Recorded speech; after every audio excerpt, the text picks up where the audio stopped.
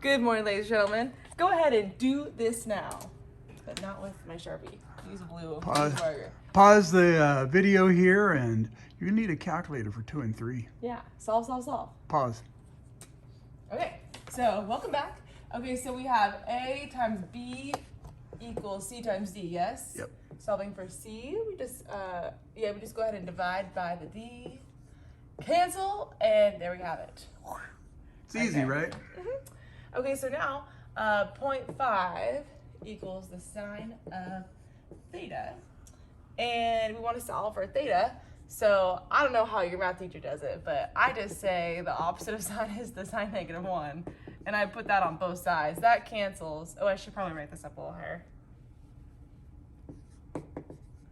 -1. Okay, so there we go. The sine of -1 is going to be equal to the theta. Let's figure out the angle.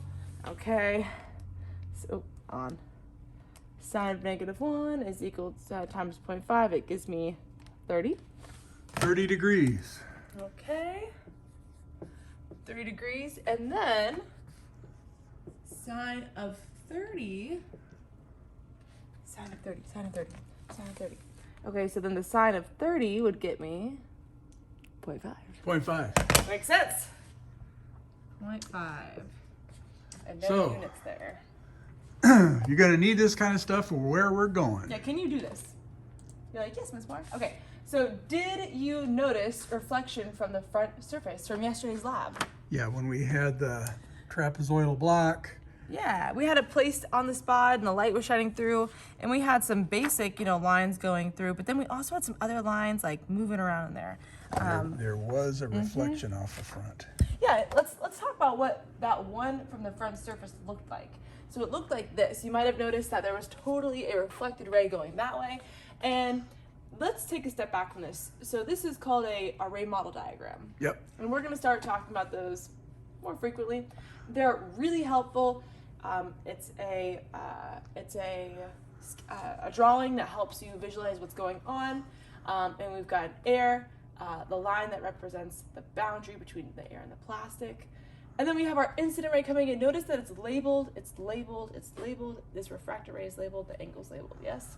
And the normal's labeled too, but there's something missing here. What are we missing? So it looks like we're missing this angle right here, the refracted angle. The reflected angle, yeah. Excuse me. What should that reflected angle be? Well, it's going to be the same exact thing as my incident angle That's here, right? That's because right. the law of reflection. So we'll be making diagrams that look like this going forward. Okay, so now I flip-flop. Instead of air to plastic, now it's plastic to air, just like how when we exited from air to plastic and then plastic to air. Yeah. Okay, and we have our new incident ray, and then we have our new refracted ray. And the only thing I think Mr. Boykin forgot to add in here was the angles here. So make sure on Text your drawing, box. I forgot to put in a text box. yeah, make sure you add in that this is the angle of refraction and the angle incidence. There. Now the next slide shows us how you're going to describe the what's happening when it passes through the surface. So these are the appropriate descriptions. Light either bends away from the normal or it bends toward the normal. Yeah, go back to the couple of slides before this one. Is it here's a meter stick. If it were going straight, it'd go like that, but it's not. It's bent toward the normal. Okay. And then the next one, if the light were going straight, it would look like that, but it's not. It's bent away from the normal. Yes. Okay. And there they are. Okay, so now it says accurately measure and record the angle of incidence and angle of refraction. And you've got this from yesterday, right? We got 46 and 28, and then 28.5 is the angle of incidence for this, and then 46. Yeah. Okay, so we have those. Did you want me to draw them on the board here? No. No. Okay. So this is what it looks like, right? And we've got our angle of incidence, angle of refraction, and then our new angle of incidence and our other angle of refraction. Yes. At each surface, there's Light a bend bends. going on. Yeah. At each surface, light is bending. Yeah. Okay. Bending toward, and then now bending away. Yep. Okay. Light travels at different speeds through different materials. Yeah. You don't say.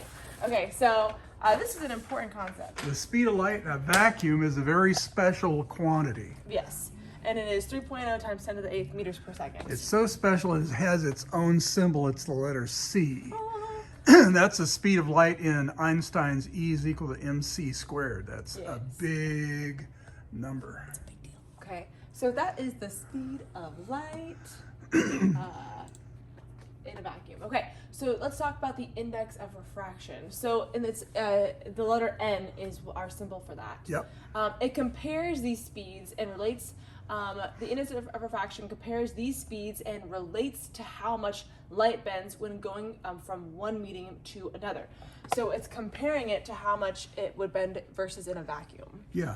Oh, and let's look at page 397. Okay, so here we have our indices of refraction, our index of refractions here. And so we have different mediums. We've got our vacuum, which is 1. And then you can see, and then here's our index of refraction. Air is just slightly bigger, okay? 1.0003. 3 10,000ths. Yeah. And then let's see, going down the list here. Water, Ethanol. Water, ethanol. Let's look at diamond. Diamond has the largest. And what does that mean? That means when it goes from air into diamond, that bends the most. It bends the most, right? Which is why we get all the shiny, pretty, cute colors, right? Yeah, Okay. you know, and if you Diamonds are forever. look through my glasses, you notice that light bends. It looks like I have a dent in Oh, the yes, side of yes. my head. And I have thick glasses. And when I was young, the technology wasn't very good, and they were made out of glass. They were heavy, and I'd get these red things on my nose. But then as time went by, they had stuff with plastics with a higher index of refraction. So I could get a thinner lens and get the same amount of bend. And it didn't give you any... And it wasn't was as heavy. lighter. Right, it was lighter.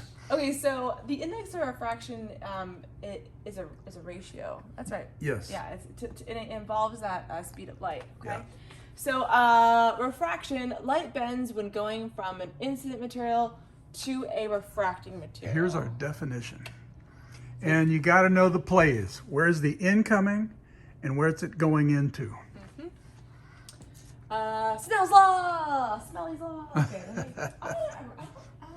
Now this looks intimidating, but this is just A times B is equal to C times D. That's all it is. You know, I'm gonna write it down.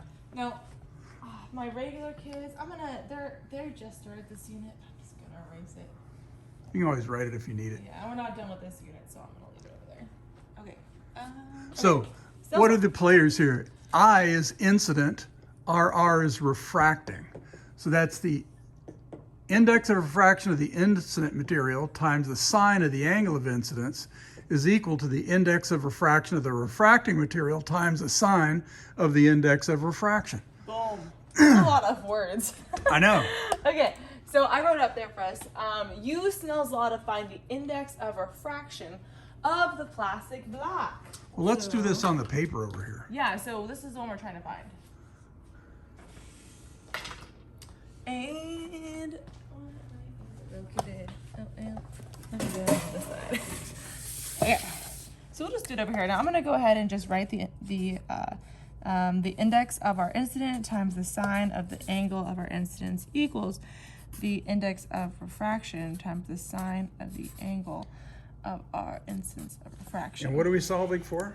This one right here. Yep. Right? We want to know what is the index of refraction of this block. So what do I do? It's just like A times B equals C times D, right? Yeah, divide by D. Divide by that. Okay, so I'm going to divide by the sine. Okay, divide by the sine. Okay, this cancels, and so I can just plug in now, right? Now, our incident material is air. Why don't you write air? Okay, air right here. Air. And then plastic, you know, or just the block. We don't know what it is. oh, that's right. Yeah, it's right, plastic. Right, should I do it right here? Yeah, right there. Okay. Plastic question mark. Okay. And air is 1.0, 3 zeros and a 3. And we don't know what this one is. Yeah. All right, so the index of refraction for air is that number right so we'll there. go like this, 1.0003 times the sine of the angle of incidence, 46, right? Yeah. Okay, and then we divide that by the sine of the, let's see, for this first one, 28, right? Okay, just going to the calculator. Okay, so we've got, Mr. Bucking goes 1.3. I was laughing. Oh, wait, I did the wrong thing there. 1.3. And then he does the sine of 46. Don't forget to close your parentheses on that. And I can just divide here, right? Yeah. Divide by the sine of 28. Okay, and I think we're good here. And I get 1.53. 1.53. So now we have, by looking at these angles of incidence and refraction, we've come up with a property of this plastic block right here. Okay, what's next?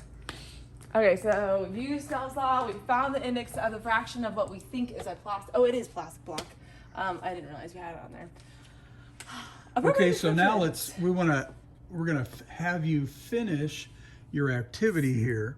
We sort of finished it yesterday, I think. But tell us what happens to the beam as it passed from the air to the block. What happens to the beam as it passed from the block into the air? If you haven't done it yet, two appropriate things. do it now.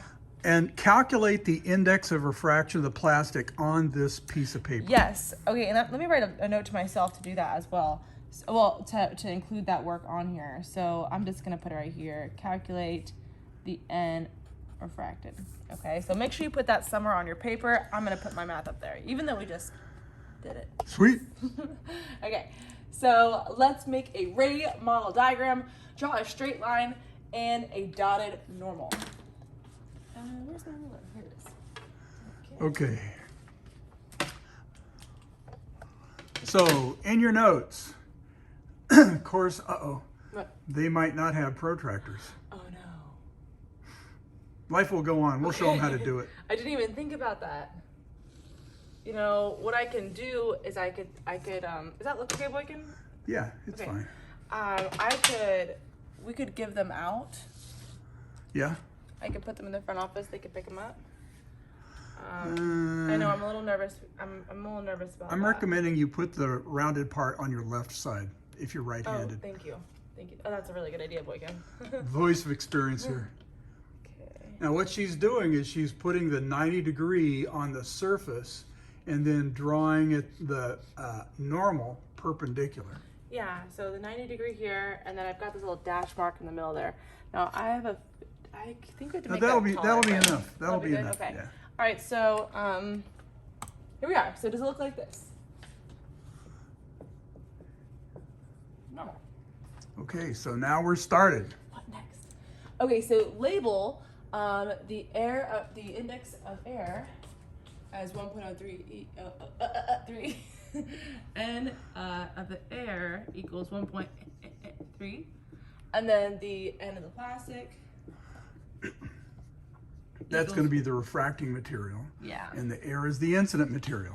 Okay, so and also the actual angle, the index of refraction for plastic is 1.5. Yeah, so we actually did pretty good work. It doesn't always work out that well. Yeah, so okay, so let's go ahead and draw our ray with an angle of 43 degrees to our The normal. Yeah, so we're gonna put this right here, line it up again just like we did before. Okay, and right there. Okay, so 41, 1, 2, 3, so right there. Yep. Okay. I haven't done this with a marker before. And don't forget Don't your forget angle. to put your arrowhead on there. Yep. Put it. Yeah. And then here's our angle of incident, which is 43 degrees. 3 degrees. And that's the incident ray. Yeah, we gotta label that. Okay. All right, so make a drawing like this. Yeah, just a little bit. Hoping you guys have protractors. Okay, this will look like this. Yep, so it should look like that. Now, use the law of reflection to locate, draw, and label the reflected ray. I know it's easy to Yikes. get tongue-tied with this stuff. Okay. So what's going to be, okay, We know that they're equal, right? The law of reflection tells us they're equal, yes? Yeah. So it needs to be 43 degrees from the normal. Okay, so Put the base of the protractor along the normal and measure 43 degrees from the normal. 1, 2, 3, right there. Oh wait, I need that. Okay. And here we are. Okay, so and this one is coming out like that, and Boykin always goes like this because it's like. Oh, so you don't think it's Yeah. one large thing?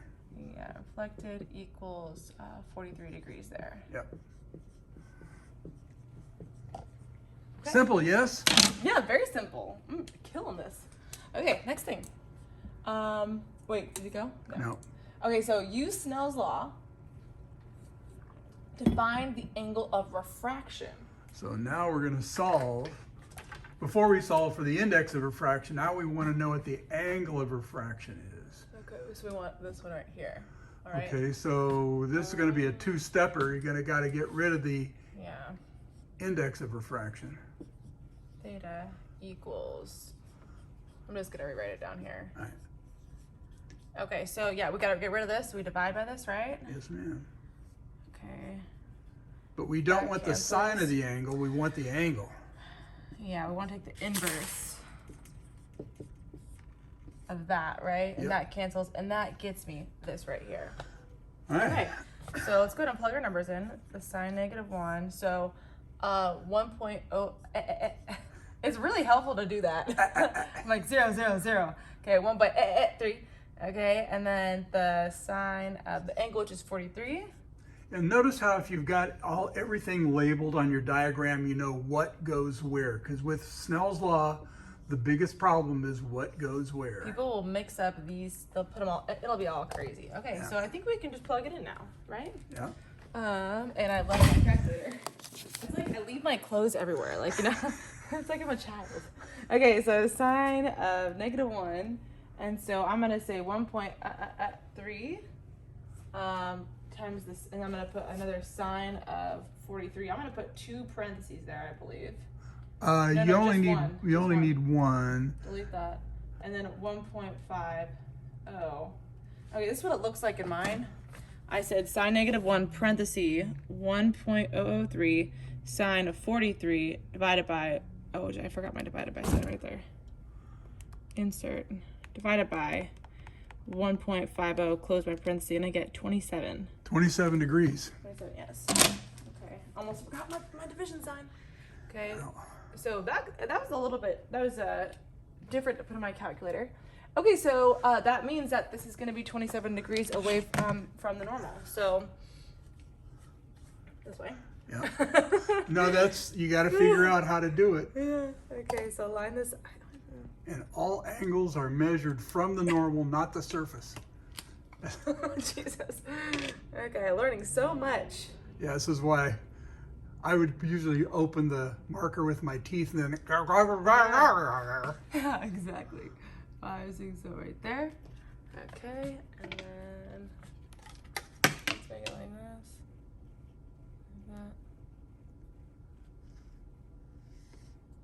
Like that. Okay.